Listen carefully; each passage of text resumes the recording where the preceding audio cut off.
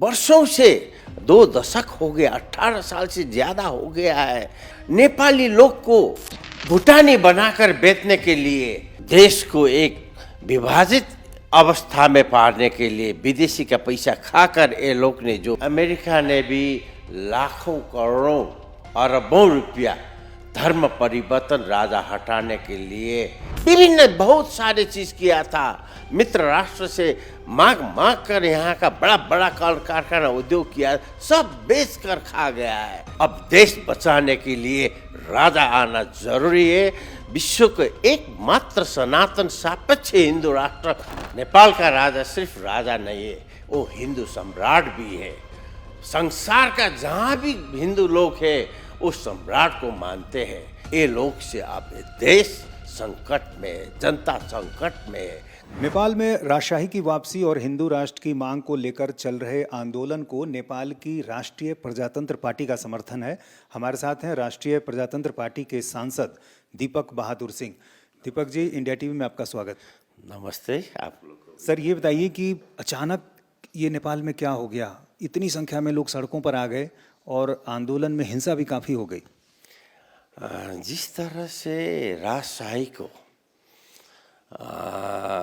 ये लोग ने मिलकर, चाहे तो वो धर्म हिंदू राष्ट्र हटाने के लिए, राजतंत्र हटाने के लिए, अभी तो इतना क्लियर हो गया कि अमेरिका ने भी लाखों करोड़ों अरबों रुपया धर्म परिवर्तन राजा हटाने के लिए जो राष्ट्रपति ने बोल दिया है, अब इस सब के लिए परिवर्तन के लिए, जो देश को एक विभाजित अवस्था में पारने के लिए विदेशी का पैसा खाकर ये लोग ने जो हिंदुत्व राज संस्था हटाने के लिए किया है, मगर नेपाली जनता देख रहे थे। वर्षों से 2 दशक हो गए, 18 साल से ज़्यादा हो गया है।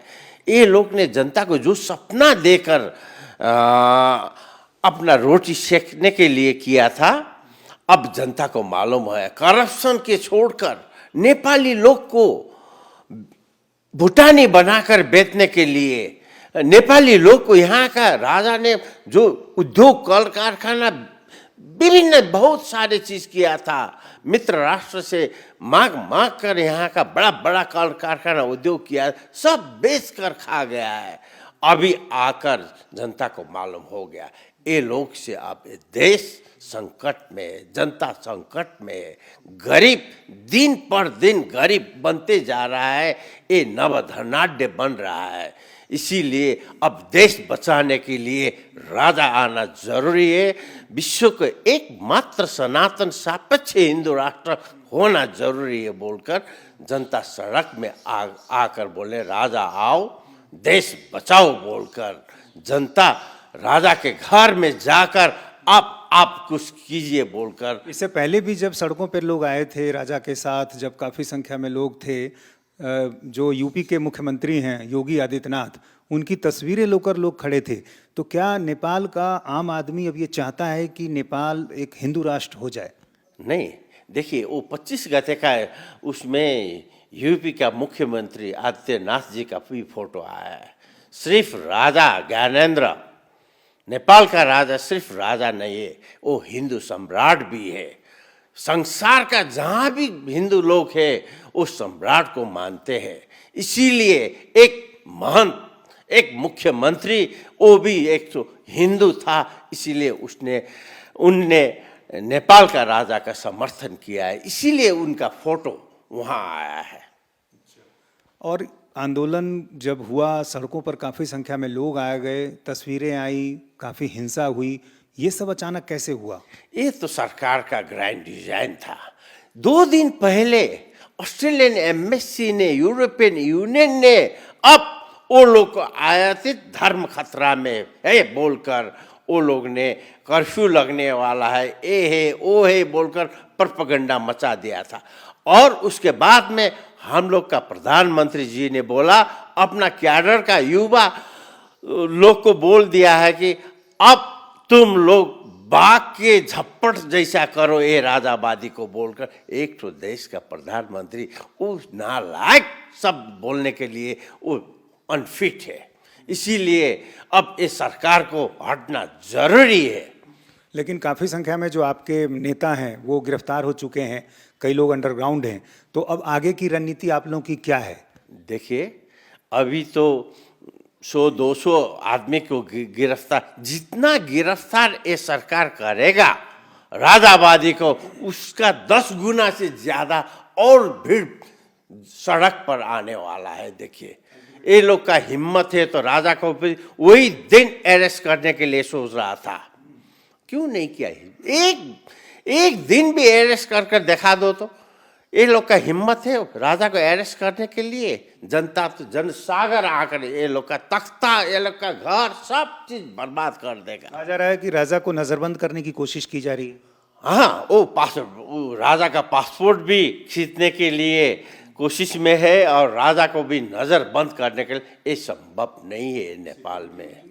वो सिक्योरिटी में तो टोटल अदल बदल कर दिया और अभी बोल रहा है कि सिक्योरिटी भी हटा देंगे बोलकर ये लोग गणतंत्रवादी लोग वो कर रहा है। अब नेपाल में दो किस्ता है, एक गणतंत्रवादी, दूसरा राष्ट्रवादी, राजावादी ये है। तो आप लोग क्या फिर से सड़क पर आने की तैयारी कर रहे हैं? हाँ, हम लोग ने कल का मीटिंग से हमने स्पष्ट रूप में बिना शर्त ये लोग को छोड़ दो, धौल शमशेर राणा, रविंद्र मिश्र, स्वागत नेपाल, ये सब को चाहिए बिना शर्त छोड़ दो। यदि जो भी है वो प्राइवेट प्रॉपर्टी में, मीडिया हाउस में जो तोड़फोड़ किया है उसका कार्रवाई करो, क्योंकि सबके पास में सीसीटीवी कैमरा है। जो कार्यक्रम राजावादी ने करने के लिए 3 कोने में जो जगह दिया है, उस चौर में टीयर गैस, वो स्टेज में टीयर गैस चलाने में क्या क्या जरूरी था? ऊपर 6 मंजिल ऊपर से ही टीयर गैस रबर बुलेट चलाया है। अब ये आंदोलन हमारा व्यक्तिगत विचार है, 47 साल का संविधान के अनुसार होना चाहिए, नहीं तो अब जनता रोकेंगे नहीं। तो लेकिन ये आरोप तो जाहिर है आप लोग पर लगेगा, जो हिंसा हुई, आप कह रहे हैं कि जो नुकसान हुआ उसकी भरपाई सरकार को करनी चाहिए, लेकिन आरोप तो आप पर लगेगा कि आपके लोग थे जिन्होंने हिंसा की। वो डर के मारे इधर उधर तितर बितर हुआ है और उसके बाद में जो काम किया है ये लोग ने, और किसी भी हालत पर सब आदमी लोग का हजारों हजार, 50,000 से ज्यादा आने वाला था वो प्रोग्राम में, चारों तरफ ठप था, आदमी का मास का हजारों हजार का मास आ रहा था, उसको कैसे ब्रेक करे, एकजुट होने ना पाए, उसी के चलते ये लोग ने वो किया है। तो आप कह रहे हैं कि लोग अभी जुट ही रहे थे, अब कार्यक्रम शुरू हुआ ही था कि उसके पहले ही पुलिस ने टीयर गैस फेंकना शुरू कर दिया? नहीं, आप जैसे मीडिया, वहाँ 50 मीडिया था। आज मीडिया हर एक न्यूज में देखिए, हर एक फेसबुक में देखिए, हर एक उसमें मीडिया में देखिए, पहले शुरू सरकार ने किया है, कहीं से भी ये सब मास वहाँ जमा ना हो, उसी के चलते ये लोग ने वहाँ डिस्टर्ब किया, टीयर गैस मारा। दुनिया में 100-200 टीयर गैस नहीं है, कम से कम 50-60 वो भी डेड स्पैर था। वो उस चलाने आदमी के ऊपर चलाने लायक नहीं, उसका भी आयोग गठन करना चाहिए। ये लोग का जानबूझकर पब्लिक को, जनता को मारने के इस सरकार का कोई अधिकार नहीं है। हम इंटरनेशनल कोर्ट में भी जाएंगे। इसीलिए हम बोलते हैं, अब देखिए करप्शन का तो सीमा ना गया है। हमने पहले बोले थे कि ये चाइना में इंटरनेशनल एयरपोर्ट, चाइना से लोन लेकर 7 अरब रुपया का प्रोजेक्ट था, 27 अरब रुपया, ये सब करने के लिए, पार्टी पोषने के लिए, ये नेता लोग का करप्शन के लिए ये सब लोन लिया है। इसीलिए एक गलत काम। अब जनता, आपको लगता है कि जो सत्ता में नेपाल में अभी पार्टी है, उससे जुड़े जो लोग हैं वो चीन के प्रभाव में हैं?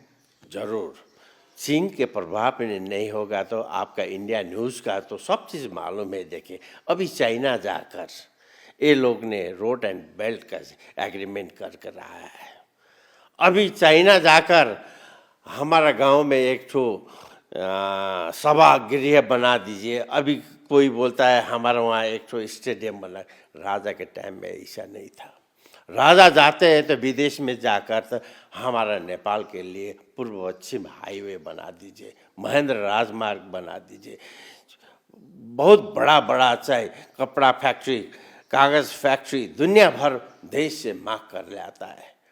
ये भिन्न इसी में राजा और इसमें देश का माया नहीं, कैसे अपना लटपटा कर इलेक्शन में आए, अपना धनाढ्य के रूप में बैठे राज करे, यही है ये लोग का। इसी से जनता रुष्ट है। लेकिन आज के दौर में तो लोग डेमोक्रेसी चाहते हैं, लोकतंत्र चाहते हैं, आप लोग राजशाही की बात क्यों कर रहे हैं?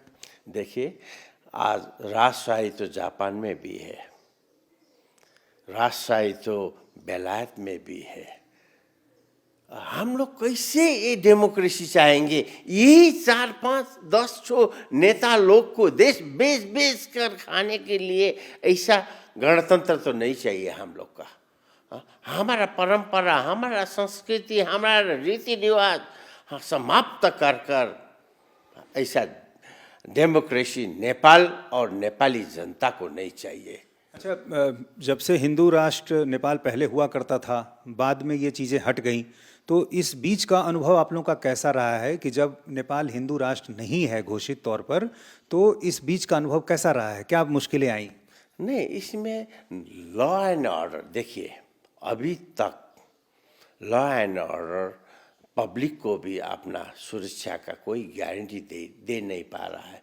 रोजगारी समाप्त हो गया है। युवा शक्ति करोड़ 80-90 लाख से ज़्यादा युवा शक्ति विदेश पलायन हो गया है। अब यहाँ उद्योग, कर कारखाना, व्यापार करने के माहौल नहीं है। देखिए, ये सब कहीं भी अच्छा काम करने से पहले हमको कितना कमीशन चाहिए। एनसीएल कांड, व्हाइट बॉडी कांड, अब देखिए व्हाइट बॉडी कांड में जो अमेरिका से जहाज खरीदा है अमेरिका गवर्नमेंट, वो कंपनी को अरबों रुपया फाइन किया है, मगर नेपाल का सरकार, कोर्ट सबको माफ़ी, मंत्री लोग को माफ़ी दिया, कर्मचारी फंस गया है। क्या ऐसे ही कानून नेपाली लोग ने चाहा है? अच्छा, हिंदू राष्ट्र की यदि बात करें तो आपको क्या लगता है क्यों आवश्यक है हिंदू राष्ट्र घोषित होना नेपाल को? विश्व को सर्वधर्म समभाव, सनातन सापेक्ष हिंदू अधिराज्य होना जरूरी है। विश्व का एकमात्र हिंदू राष्ट्र आज आप ही का मुल्क में, हिंदुस्तान में महाकुंभ हुआ है। देखिए, वहाँ महाकुंभ में 65 करोड़ हिंदू ने स्नान किया है। सब लोग ने स्नान कर कर पुण्य कमाया है। उसमें से सिर्फ 10 करोड़ साल में, हम महीना में भी नहीं बोलेंगे, साल में 10 करोड़ हिंदू लोग को ये नेपाल का तीर्थ स्थल में पशुपतिनाथ, बुद्ध, भगवान बुद्ध का जन्म हुआ स्थान लुम्बिनी और सीता मैया र भीरकुटी जन्म हुआ भूभाग में हम दर्शन कराएंगे तो हम लोग का नेपाली लोग खाड़ी मुल्क में रगत पसीना बगाने के लिए जाने की जरूरी नहीं है। 10 करोड़ टूरिस्ट हिंदू के नाम पर यहाँ आएंगे और विश्व का एकमात्र हिंदू राष्ट्र होना जरूरी। नेपाल का आम जनमानस भी ये चाहता है? हाँ, जरूर चाहता है। नेपाल का जितना भी मुसलमान है, 90% मुसलमान हिंदू राष्ट्र होना चाहिए बोलता है। मुस्लिम भी चाहते हैं कि हिंदू राष्ट्र हो? मुस्लिम हिंदू राष्ट्र होने से वो अपना ज़्यादा सुरक्षित सोचता है। हम यहाँ है क्योंकि ही कल राजा के टाइम में भी दरबार के सामने 200 मुस्लिम मस्जिद राजा के टाइम में ही बनाया था। इसीलिए नेपाल में आयातित धर्म से बचने के लिए हिंदू राष्ट्र, विश्व का एकमात्र हिंदू राष्ट्र, बुद्ध राष्ट्र बनाने के लिए सब लोग तैयार है। वही पैसा देकर, डॉलर खाकर धर्म परिवर्तन करने वाला ही, बाकी वो नहीं चाहता है। तो ये चीजें नेपाल में भी हुई हैं क्या? धर्म परिवर्तन को लेकर जो कोशिशें काफी मात्रा में हो रहा है। अमेरिका का राष्ट्रपति ने ही बोल दिया है कि हमने इतना खरब रुपया धर्म परिवर्तन के लिए दिया है, अब हम रोकेंगे बोलकर प्रश्न राष्ट्रपति ने घोषणा कर दिया है। अभी ये लोग का 12 बज रहा है। तो आखिरी सवाल कि अब आगे क्या क्या आप लोगों ने कोई अल्टीमेटम दिया है, सरकार को कोई वक्त दिया है? नहीं, हम लोग ने तो रविंद्र मिश्रा, धौल शमशेर, स्वागत नेपाल, ये सबको बिना शर्त रिलीज कीजिए, नहीं तो 24 घंटे के अंदर राप्रपा आंदोलन शुरू करेंगे। चरणबद्ध तरीका से शांतिपूर्ण आंदोलन करेंगे, कोई हिंसक गतिविधि नहीं करेंगे। यदि सरकार दबाने की कोशिश करेंगे तो उसका मुंह तोड़ जवाब जनता देगा। तो ये थे राष्ट्रीय प्रजातंत्र पार्टी के सांसद जो बता रहे हैं कि यदि 24 घंटे के अंदर जो लोग गिरफ्तार किए गए हैं उनको रिहा नहीं किया गया तो एक बार फिर सड़क पर लोग उतरेंगे। कैमरामैन विनोद कुमार के साथ नीतीश चंद्र, इंडिया टीवी, काठमांडू।